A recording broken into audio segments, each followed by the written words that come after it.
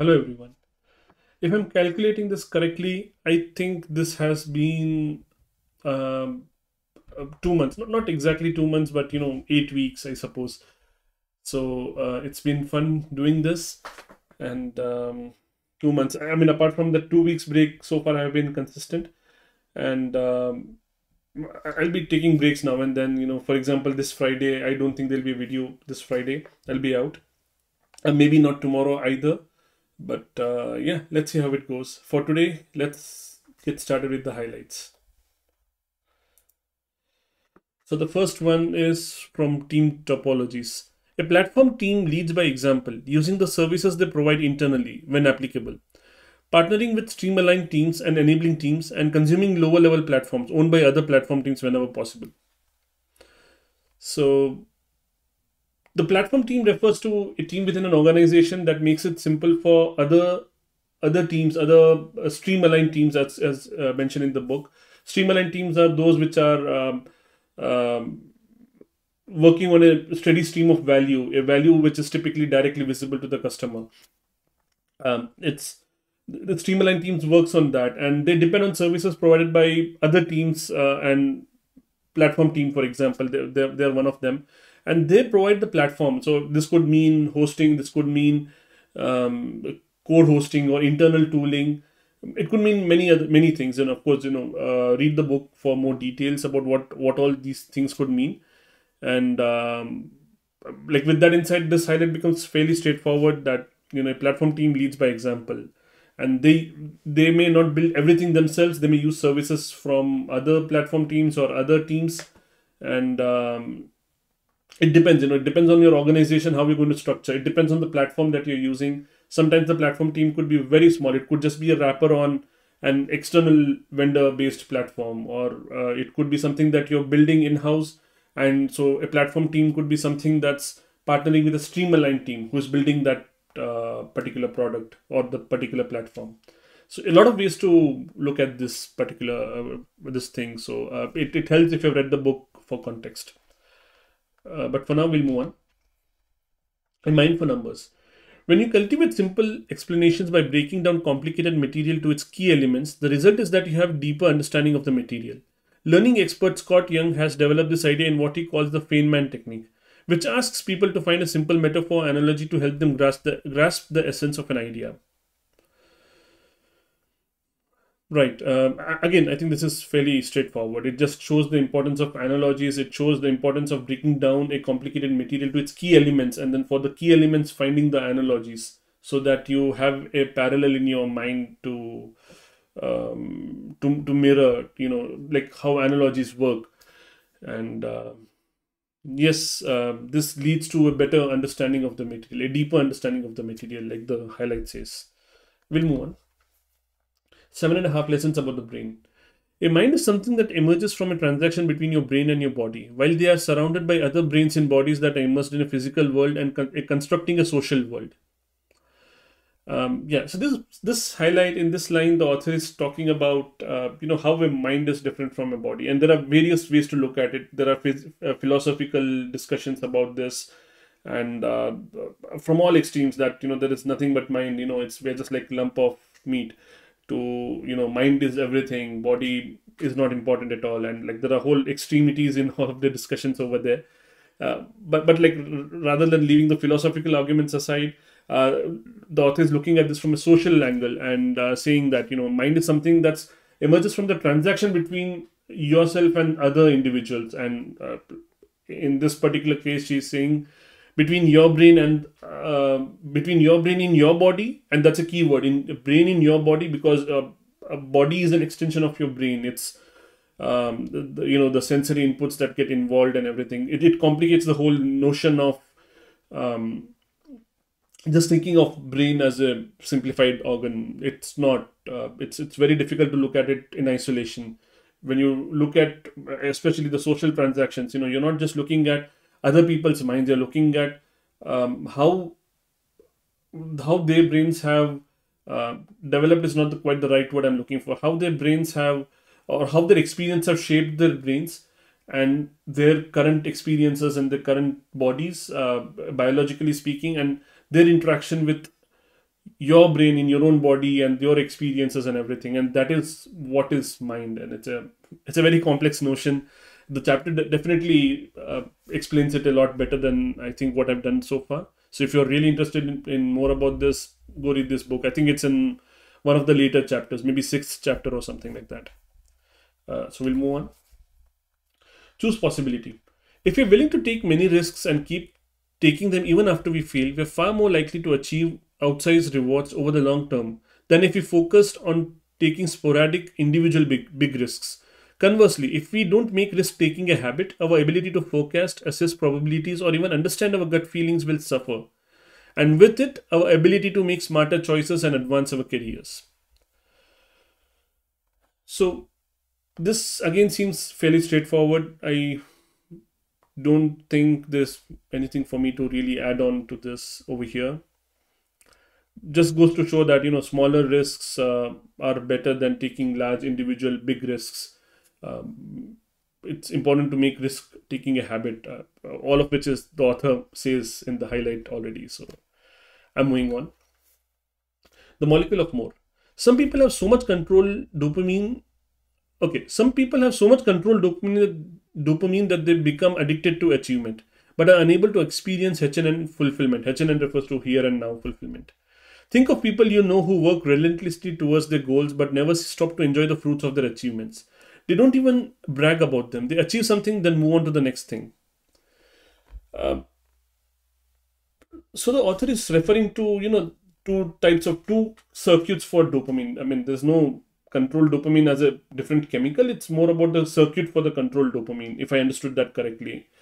And so in that particular case, depending on how the controlled dopamine circuits have been developed in their brains, they are addicted to achievement. It's not about pleasure; it's about control, and that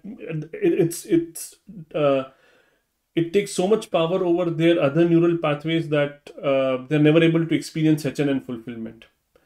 That is here and now fulfillment, fulfillment in the present moment, and for them it's always the next achievement and the next achievement after that and the next achievement after that. They're addicted to achievement, and it's how certain brains get wired.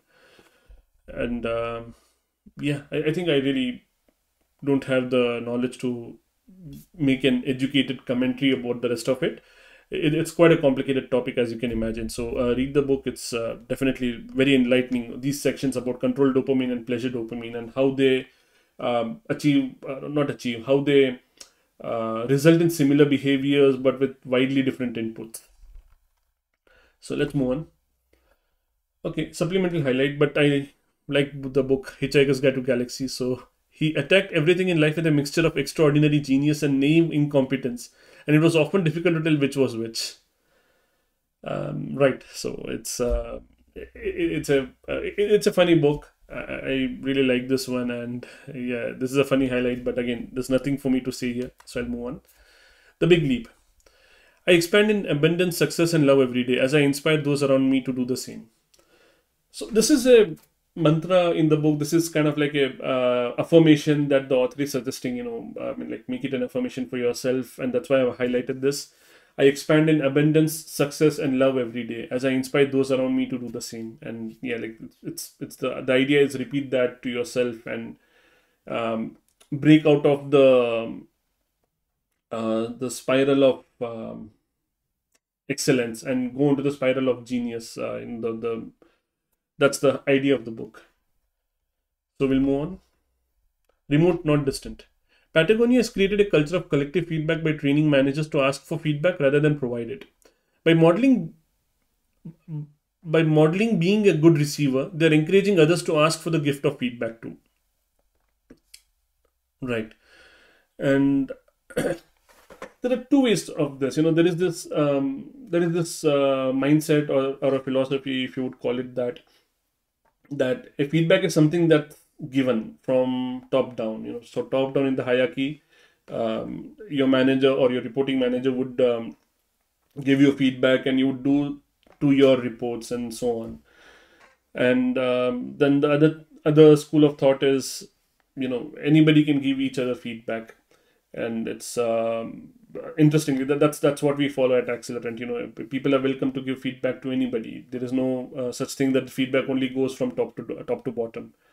Of course, feedback means a lot of different things. How we different look, how we look at feedback, how we understand it, how we process it. It's different in all of these models. So people who are saying, who follow the school of thought that feedback is always top down, they have a very different notion of feedback, and it works in their cases, right? It's they're doing it because it works. Um, Patagonia, as this highlight says, that they have modeled the behavior of that managers ask for feedback, and they do this with the hope, or with the idea that when they ask for it, they're encouraging others to ask for it also, and they're building this culture. It's about building a culture. It's not really about feedback in itself. It's about building a culture to ask for feedback, to take that initiative rather than waiting for feedback to be given to you. You build that culture that other people step in and ask for feedback. And that's also the idea at my organization at Accelerant, that we ask each other for feedback with this intention that we make it normal that anybody can ask each other for feedback. So let's move on. Again, the molecule of more. Not all drugs trigger dopamine to the same degree though. The ones that hit dopamine the hardest are more addictive than ones that are more restrained. By triggering the release of more dopamine, the hard hitters also make the user feel more euphoric and stimulate the most intense craving when the drug is gone. Intensity varies by drug. This is talking about addictive drugs, I forget the names, like I think methamphetamine, I can't pronounce that, meth, commonly referred to as meth. That's one of them. Of course, the narcotics as well. And all of these drugs, they provide the pleasure by triggering dopamine, right? Like that's what is called as high, the dopamine high, when like the colloquially referred to as somebody being on a high, it refers to the dopamine high that they experience when they use the drugs. And this particular highlight is just highlighting that, okay, some drugs hit harder than the others, and they end up being more addictive. And of course, there is more description about how these drugs turn out to be addictive. And they, like, one of the explanation is they increase the baseline of dopamine tolerance. So, for example, if you use a drug one time and it gives you the dopamine high, but it also increases your baseline for dopamine tolerance, which means that next time, to feel the same effect, you have to use more of it, and you have to keep using it. And that's how you get addicted to it, because you want to feel that high, right? You want to feel that that state of flow, that state of high. And dopamine is, it's an intensely pleasurable chemical. We want to feel that, all of us. And when these drugs provide it, and they at the same time, when they increase the baseline, we have to keep using these drugs, and that's how addiction sets in. That's one of the descriptions given in the book. Again, so like this is not medical advice, of course. I'm not qualified to give such medical advice. It's more about my understanding from the book itself. So I'll move on. Anthro-Vision. In a community of technological producers, the very process of designing, crafting, manufacturing, and maintaining technology acts as a template and makes technology itself the lens through which the world is seen and defined. Observes J.A. English Lueck. I hope I'm pronouncing it correctly. An anthropologist who has studied Silicon Valley. Technology permeates the metaphors used by people to describe their lives. Useful, efficient, and good merge into a single moral concept. I'm afraid I don't recall this very much. What was the context over here? So it's a good book. I would encourage you to read it, but like this, at this particular moment, I'm not recalling this, so I'm going to skip. And that's the end of the highlights today. So this is just like how to use my readwise, and we're done with the highlights. So thanks for staying with me until the end. And like I said, I may not have a video tomorrow. I'll definitely not have one on Friday. But I may or may not have one tomorrow. Let's see how it goes. Until then, have a good rest of the week. Have a good holiday experience. Happy holidays. That's it. All right. Take care. Bye.